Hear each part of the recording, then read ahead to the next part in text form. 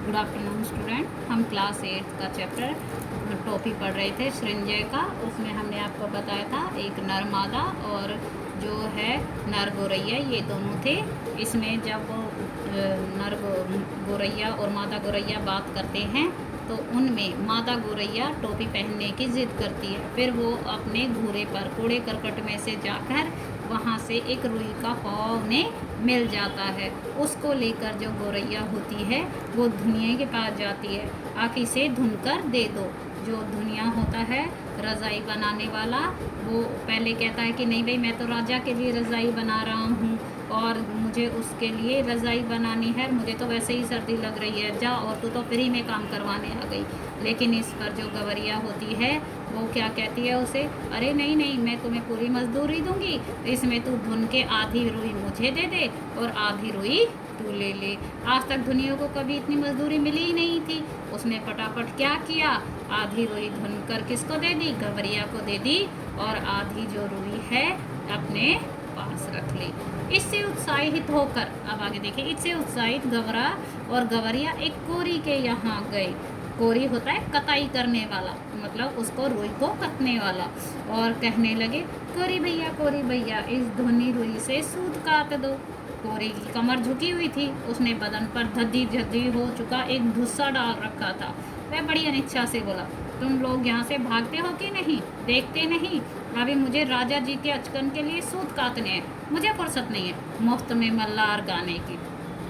जब वो गवरा और गवरिया इसके कताई करने वाले के पास गए तो उससे कहा कि हमारी इस धुनी हुई रुई से क्या कर दो, सूत काट कर दे दो। अब वो जो बेचारा कोरी था उसकी कमर झुकी हुई थी और उसने बदन यानी अपने शरीर पर धज्जी धज्जी यानी टुकड़े टुकड़े हो चुका एक धुस्सा धुस्सा यानी मोटा कंबल डाल रखा था। वो बड़ी अनिच्छा से बोला, अनिच्छा मतलब बिना मन के बोला, तुम यहाँ से भागते हो कि नहीं, देखते नहीं हो, मुझे राजा के लिए अचकन के लिए सूत काटना है, मुझे फुर्सत नहीं है, मुझे टाइम नहीं है मुफ्त में मल्हार गाने का। मल्हार यानी संगीत का एक राग। कहता फ्री में मुझे गाना गाने का कोई शौक नहीं है। भैया इस मुल्क में सब काम क्या राजा जी के लिए ही होता है, गवरिया अचरज से बोली। अब गवरिया जो थी आश्चर्य से क्या होती है कि अरे भैया, इस मुल्क में क्या सारा काम ही राजा के लिए करते हो तुम। अब वो उससे पूछता है, तू किस मुल्क से आई है। कोरी ने उसे भर आंख देखा, जानती नहीं यहाँ का चलन, खट मरे बरधा बैठा खाए तुरंत, यहाँ सब काम राजा जी के नाम पर और राजा जी के लिए ही होता है।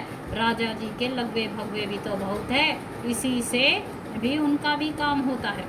तब वो कोरी उसको आँख भर के ऊपर की तरफ देखता है और पूछता है, अरे मुझे बता, तू किस मुल्क से आ गई, तुझे क्या पता नहीं यहाँ का क्या रिवाज है। अक इसका देखो, खट मरे बरदा बैठा खाए तुरंत, मेहनत करे हम फल खाए दूसरा। इसका मतलब क्या है, मेहनत तो हम करें और फल खाए दूसरा। तो हम यहाँ मेहनत करते हैं लेकिन सारा काम किसके लिए करते हैं, राजा जी के लिए करते हैं और राजा जी के लिए ही होता है। और राजा जी के लगवे भगवे भी तो बहुत हैं, लगवे भगवे मतलब चमचे, इसी में उनका भी काम हो जाता है। अब वो कहती है, मुकरो मत भैया, हम तुम्हें माकूल मुआवजा देंगे। गवरिया बोल पड़ी, इसे काट दो, आधा तुम ले लो, आधा मैं ले लूँगी। मुकरना यानी अपनी बात पर बने ना रहना, और मुआवजा यानी उतेज हर जाना। वो क्या कहती है, अरे भैया मुकरो मत, अपनी बात पर अटक रहो, मैं तुम्हें खूब अच्छा मुआवजा दूंगी, हरजाना दूंगी, इसका जितने पैसे बनेंगे। गवरिया ने कहा, एक काम करो, तुम इसे काट के दे दो, आधा तुम ले लेना और आधा मैं ले लूँगी। अब इतना कहने पर कोरी भी तैयार हो गया। इतनी वाजिब मजदूरी पर काम न करना मूर्खता था, इतने सही मजदूरी पे काम ना करना तो बेवकूफ़पना था। तन तन करके उसने तकली चरखी ताता थैया करने लगी। काफ़ी महीन और लच्छेदार सूत काट दिए उसने। ताता थैया यानी नाचते हुए, महीन यानी पतला, लच्छेदार यानी रेशेदार। उसने अपना जो है क्या चलाया, तकली और चरखी चलाया, और जो वो नाचते हुए उसने बहुत ही पतला और रेशेदार सूत काट दिया। कदम कदम पर मिलते कामगारों के सहयोग ने गवरिया को आगे बढ़ने पर उकसा दिया।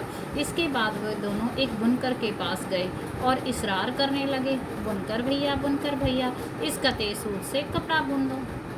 अब कदम कदम पर उसे सही काम करने वालों का सहायता मिलने से क्या हुआ, गवरिया को आगे बढ़ने की हिम्मत हो गई और उसको उकसा दिया, यानी उत्साहित हो गई। इसके बाद वो दोनों एक बुनकर के पास गए और इसरार करने लगे। इसरार मतलब आग्रह करना। क्या कहने लगे? बुनकर भैया इस कटे हुए सूत से कपड़ा काट दो। अब कदम कदम पर जो ये थे, इससे कपड़ा बुनने की इस हरकत को सुनकर बुनकर इन्हें अगबग होकर देखने लगा। हटते हो कि नहीं यहाँ से? देखते नहीं? अभी मुझे राजा जी के लिए बागा बुनना है। अभी थोड़ी देर बाद ही राजा जी के कारिंदे हाजिर हो जाएंगे। साव करे भाव तो जवाब करे चाकर। इतना कहकर बुनकर अपने काम में मशगूल हो गया। बुनकर जो था अगबग यानी परेशान होकर इनको देखने लगा और क्या कहने लगा? हट जाओ यहाँ से, चले जाओ यहाँ से, देखते नहीं? अभी जो है मुझे राजा जी के लिए बागा, एक लंबा वस्त्र होता है जो ऊपर से नीचे तक होता है, वो कहता है मुझे उसके लिए वो बनाना है। अभी थोड़ी देर में कौन आते होंगे? राजा जी के कारिंदे यानी कर वसूल करने वाले, वो हाजिर यानी उपस्थित हो जाएंगे। साव करे भाव तो जवाब करे चाकर।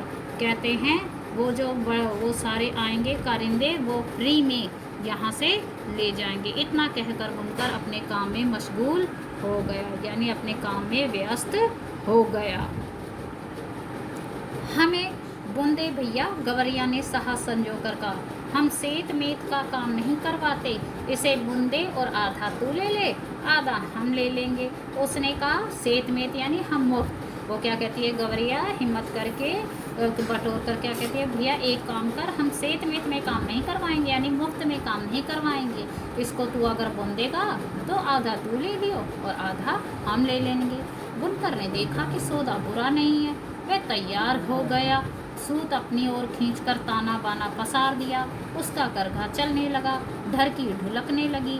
थोड़ी देर में उसने काफ़ी गप्स और दबीज कपड़ा बुन दिया। आधा उसने ले लिया और आधा इन्होंने ले लिया। जब बुनकर ने देखा कि जो सौदा है वो तो बुरा नहीं है, इसलिए वो तैयार हो गया। अब उसने सूत अपनी ओर खींचकर अपना जो ताना बाना था वो फैला दिया और अपना करघा चलाने लगा। उस पर ढरगी जो है ढुलकने लगी, जिससे वो चलाते हैं कपड़े के ऊपर बुनने की एक खूटी टाइप की होती है, उसको ढरगी कहते हैं। थोड़ी देर में क्या हो गया, काफ़ी गप्स और ताबीज़ खूब अच्छा घना बना हुआ मजबूत। ताबीज़ का मतलब होता है मजबूत और गप्स का मतलब होता है घना बुना हुआ कपड़ा तैयार हो गया। आधा उसने ले लिया और आधा इन्होंने ले लिया। अब गवरिया ने 3/4 मंजिल पार कर ली थी, यानी 4 में से 3 स्टेप पूरे कर लिए थे। कपड़ा लिए वह एक दर्जी के पास जा पहुँची। अब वो कहाँ पहुँच गई? दर्जी के पास। दर्जी भैया इसकी टोपी सिल दो। अब वो दर्जी क्या कहता है, खिसकती हो कि नहीं कि यहाँ से नहीं, इस दर्जी रोज से बोला। अब वो दर्जी के पास पहुँच जाती है कि भाई मेरे को टोपी सिल के दे दो, लेकिन दर्जी गुस्से में क्या कहता है, अरे जाती हो कि यहाँ से नहीं,